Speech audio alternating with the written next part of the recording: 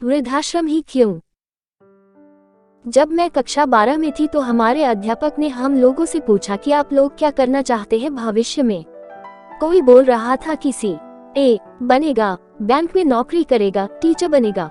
जब मेरी बारी आई तो मैंने बोला कि मैं बड़े होकर एक वृद्ध आश्रम और एक अनाथ आश्रम खोलना चाहती हूँ।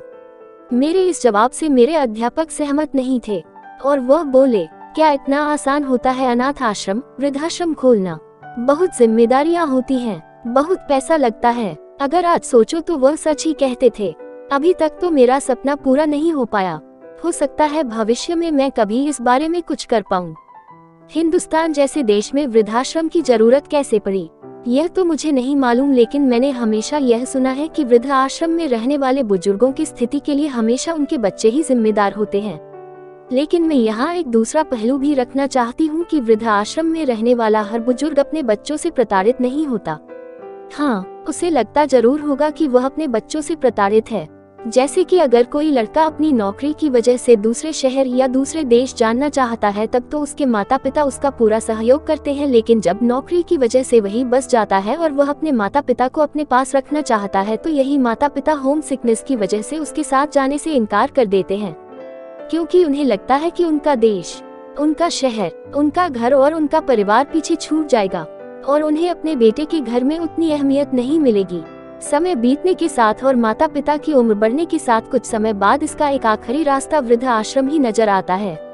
आप लोगों ने भी अपने आसपास ऐसा कोई ना कोई परिवार जरूर देखा होगा जिसमें माता खुद बहू और बेटे के बीच में मतभेद पैदा करने की कोशिश करती है, घर में कलह क्लेश करती है और आखिरकार ऐसी स्थिति पैदा कर देती है कि उनके साथ निर्वाह कर पाना मुश्किल हो जाता है।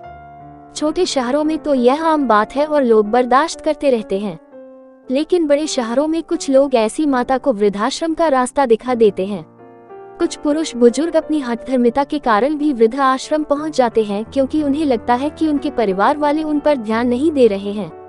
वो अपने जीवन को अपने तरीके से जीना चाहते हैं जिसमें उनका परिवार खरा नहीं उतरता। वो किसी के साथ एडजस्ट नहीं करना चाहते और आखिरकार वृद्धाश्रम ही उनके लिए एकमात्र उपाय बचता है। वैसे देखा जाए तो छोटे शहरों में वृद्ध आश्रम का कोई चलन नहीं है, गांव में तो बिल्कुल भी नहीं। लेकिन यह चीज तो मैं बचपन से देखते आ रही हूँ कि ज्यादातर बुजुर्ग दंपति अपने पैतृक मकान में गांव में अकेले ही रहते हैं और उनके सभी पुत्र पुत्रियों के विवाह होने के बाद अलग अलग शहरों में रहने चले जाते हैं। तो अगर देखा जाए तो इसे भी वृद्ध आश्रम की श्रेणी ही मानी जा सकती है, क्योंकि माता पिता तो वहाँ भी अकेले ही रह रहे होते हैं।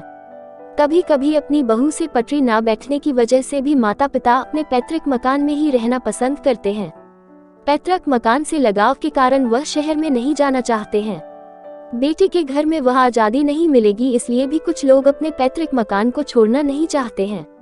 वैसे देखा जाए तो वृद्ध आश्रम में वास्तविक जरूरतमंदों के अलावा ऐसे लोग भी रह रहे हैं जो चाहे तो अपने स्तर से इस समस्या का समाधान कर सकते हैं।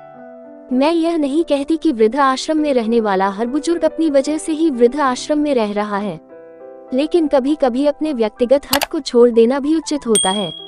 मेरी पूरी बात का सार यह है कि ताली कभी एक हाथ से नहीं बजती।